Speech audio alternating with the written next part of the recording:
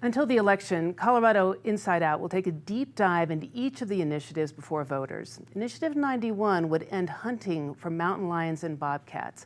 Supporters believe big cats should not be hunted. Opponents call it ballot box biology, which will negatively impact wildlife and humans. Chris, you hail from the Western Slope, where communities will be most impacted. What are you hearing? Well, like you said, they are calling it ballot box biology, and it's concerning coming on the heels of the wolf issue. We've seen clearly what has happened there when voters decide what's good for part of the state. What's interesting to me is I was on this show about 4 months ago, and I talked about CPW having a 3-page fact sheet regarding how well wildcats are managed in our state, and it has a link to the fur bearers page that talked about harvest rates, how well controlled these populations are. You know, you don't want wildlife populations becoming out of overpopulated, out of control, because it leads to disease with them.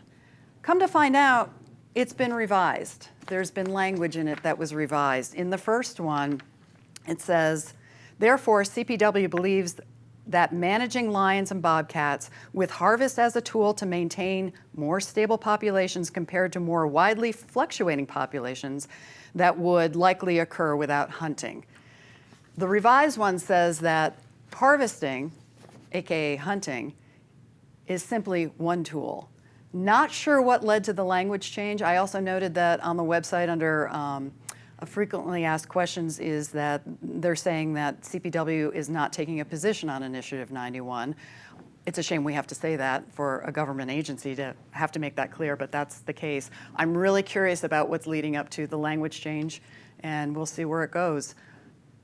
We saw what happened with the wolves, so it's another potential problem here. I like your investigative reporting. Jesse, you can give this to Jason Blevins.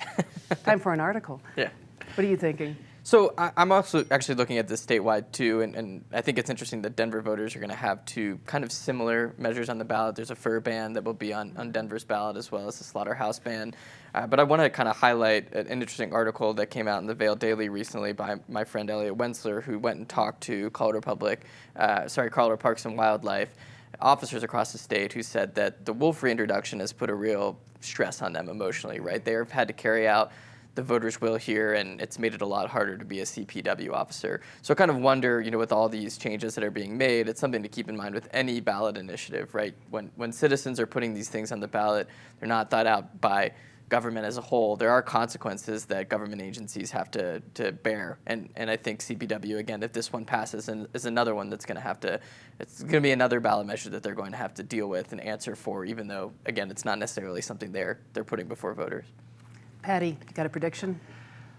I think this one might go through. Here's why. It's not like we're reintroducing mountain lions. We're not bringing them down from a reservation. They're already here. So the question is just, should they be harvested, aka killed and hunted then killed, or not? And I think people will be able to differentiate. We will see if people in Denver and the urban areas who were so happy to reintroduce wolves suddenly think maybe we really screwed over our rural counterparts and we shouldn't do biology at the ballot box anymore. But I think fuzzy little cats, big cats, little cats have a chance.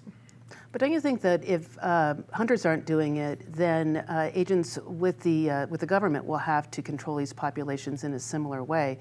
Are we not just taking that cost and putting it on the taxpayer? Yeah, it's a great question, Krista, and a complex question that I'm not sure will be first and foremost on lots of voters' minds. I'll return the compliment to Chris here, and I thought her analysis was right on.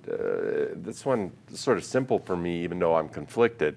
On the one hand, I mean, bobcats and cougars are wonderful, majestic animals, and the idea of hunting them has zero appeal to me, and I really sort of question those types who get their kicks by hunting those kinds of animals. On the other hand, I think we learned with wolves that it is folly and bad governance to decide these issues at the ballot box. That's why we have legislators, why we have a legislative process, why we have experts and others. And I just don't want to further promote this idea that every issue like this, the venue for deciding it is the ballot box, and that's where I'll ultimately come down. Thank you for watching this ballot discussion. The Colorado Inside Out team will tackle one measure every week right up until Election Day. Don't miss an episode so that you are all set to vote on or before November 5th.